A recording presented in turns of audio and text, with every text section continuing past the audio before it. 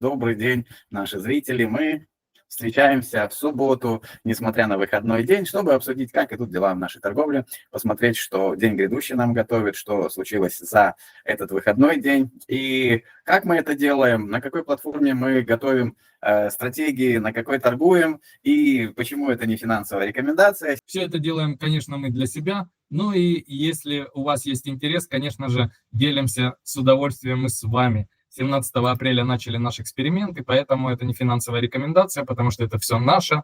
И начинаем показывать вам демонстрацию экрана с TradingView. А кто хочет подробнее узнать, как регистрироваться, как приобретать TradingView, пишите, мы с удовольствием поделимся. Что было практически за пятницу, потому что у нас суббота, за пятницу и частично субботу. Сделал небольшие сделки, заходил постоянно в шорт. Значит, получилось вот здесь вот сделать $0.13, $0.21 сделать здесь. Все небольшие, рынок рос, продолжал расти. И сегодня закрыл тоже небольшой профит на $0.16. К тому же ночью сделал еще на магике небольшой плюс, как советовал робот, и все пошло по сценарию, как он и предсказывал. За вчера план не удалось выполнить, потому что промахнулся с движением, мог бы вот здесь вот прокатиться на этом росте, но все время решил действовать по шортам, с шортовыми сделками сотрудничал, анализировал, смотрел графики, что-то не то. Линия, вот эта синяя, которая вторая снизу, Да. и она для меня, она являлась, не короткая вторая, а длинная вторая. Вот для меня она являлась, сейчас уже она не вторая, их у тебя теперь много, в общем, лучше, может быть, я не знаю, как показать, да, вот это движение, и получается, что где у тебя короткая, да, между двумя ценами линия, и потом над ней такая синяя длинная, вот, она у тебя была как уровень сопротивления для цены, и оттуда цена оттолкнулась. Совершенно верно. Вот, и здесь у тебя была справедливая, только довольно поздняя сделка, где, я рекомендовал, я думаю, что если пересмотреть наше видео, то я буду прав, что я об этом говорил, что следить за этой линией, и когда мы от нее оттолкнемся, заходить в шорт, а когда мы на нее заберемся сверху, то это уже будет ситуация больше лонговая, да, и мы забрались и 2 раза подтвердили, и действительно получился лонг. Вот об этом я говорил, и когда бы ты при подходе к ней зашел сразу на отскок, да, поставил стоп, не такая была бы у тебя сделка, как у тебя получилось, нет, сразу за большой широкой у тебя есть такая с длинным стопом и короткой прибылью шортовая, вот, неважно, пока не попадаешь, то я на твоем экране рисовать не могу.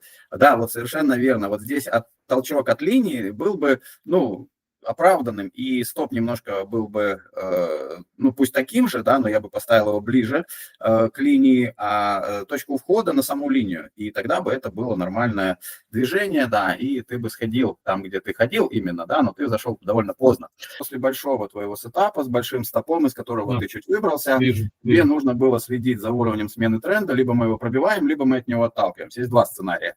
Либо пробой сильного уровня, либо, скажем, мы его пробили. Да, но до этого мы в него воткнулись, и у тебя там шортовая, но она поздняя шортовая, понимаешь? Да. Ты долго ждал, будет ли действительно шорт, и когда второй раз подтвердили, можно было входить. То есть, если первый раз мы оттолкнулись, еще можно было там посомневаться, но когда второй раз мы не смогли пройти, да, можно было ставить короткий стоп и заходить в шорт. Там небольшое движение, но оно было бы по риск-прибыли хорошим. Вот эти две свечи красных, они были бы хорошими. В этом говорил. Рад, что помог тебе с магиком. Мы сейчас его рассмотрим. Получилась похожая ситуация с магиком. Единственное, что здесь не было столкновения с уровнем сопротивления. Да, не доходя до уровня сопротивления, цена развернулась.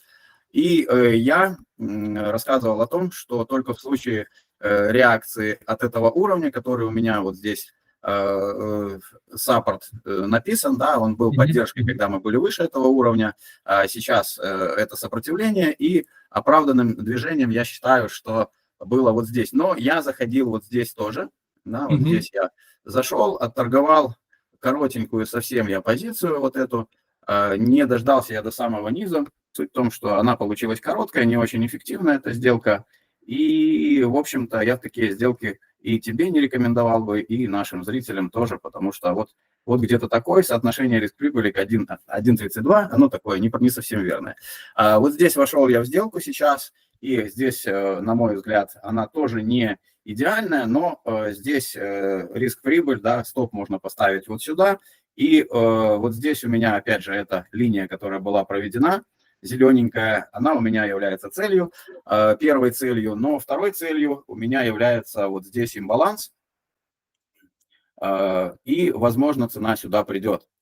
Буду посмотреть в процессе, пока у нас обновляются каждое движение следующее ниже предыдущего. Пока тенденция это будет сохраняться, буду сидеть в сделке. Ну, это 15-минутная история, она, скажем, логичная, практичная. Не знаю, заметил ты ее или нет, но я к ней готовился, когда мы вот здесь вот рисовали эту колбасу и не могли пробить этот уровень. Что касается Мэйджика. Что касается, обычно мы рассматриваем дополнительно, ну, не дополнительно, а как основной актив, за которым мы наблюдаем, биткоин. Он выглядит сильным, и, возможно, даже он идет по зеленому сценарию, о котором мы говорили. Его уже один раз отработал, и я вчера на эфире говорил, что, возможно, когда мы пробьем вот эту красную линию, то снова будет актуальным этот зеленый сценарий. Сейчас мы будем штурмовать вот эту линию, это наша зеленая линия. Она у меня, то есть, прорисована, как сейчас будет сопротивление. Но в прошлый раз вот здесь мы ее не пробили. Возможно, пробьем здесь, и тогда сетап будет актуальный уже до 107 как минимум, я думаю. Вот такие прогнозы по биткоину, но в случае, сами понимаете, что если в случае мы не пробьем, да, то будет актуальным уже вот этот красный сетап. И почему у меня всегда два сценария, чтобы знать, что делать в том или ином случае, когда развиваются события по-твоему или не совсем по-твоему. Получается, что ты все время знаешь, как себя вести и как действовать, когда у тебя есть несколько вариантов развития событий. Доминация 64,7 очень высокая, на мой взгляд, ну, потому что все как бы считают, ну, на мой взгляд, все взгляды направлены на то, что биткоин сейчас одним из самых считается надежных активов, да, потому что информационный фон дает не только намеки, но уже и прямые открытые знаки на то, что многие страны принимают, особенно вот сейчас известие о Южной Корее, что она будет накапливать биткоин как защитный актив для, ну, следуя за примером американских представителей, ну, они то сказали, что это будет, но еще не сделали, ну, и все хотят попасть, не упустить эту возможность, да, и попасть, возможно, это будет очень правильное слово, но поживем, увидим. Если биткоин является поводырем рынка, то эфириум, ну, на мой взгляд, это локомотив альткоинов. Если сравнивать с драгметаллами, драгоценными металлами, то биткоин это золото, а эфир это серебро. Да, совершенно справедливо. Ты спасибо, что акцентировал на этом внимание. И мы видим, что был провал вот этот вместе с биткоином, когда поссорились два представителя супердержавы прилюдно, да, в Твиттере. И сейчас вот это все дело отрастает. С моей точки зрения, мы пришли к такой неопределенной зоне. У нас уровень смены будет вот здесь, до которого нам еще нужно дорасти. Но здесь мне нравится, что мы строим базу, да, и прорисовав, я сейчас возьму опять зеленый фломастер, да, прорисовав, вероятно, вот такую историю, да, мы пойдем выше. Так это или нет, посмотрим, но бывает, что рисуют и над свинг-зоной вот такое донакопление, и потом идет выше. Не могу однозначно сказать, как будут развиваться события, могу еще сказать, что может и вот так развиваться, поскольку здесь, вижу, есть неперекрытый имбаланс, и у нас выходные, которые являются временем низкой ликвидности на рынке, и держатели крупных активов могут спокойно завернуть цену, куда им, ну, они запланировали, потому что они живут по плану. Однако имбаланс есть и здесь, и мы вполне можем сходить и сюда.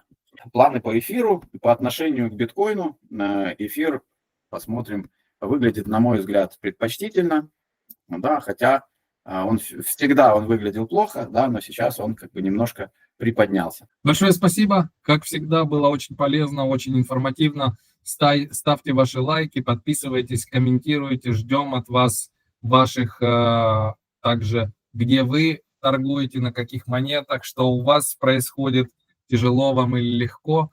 И до новых встреч, друзья. Встретимся уже в понедельник.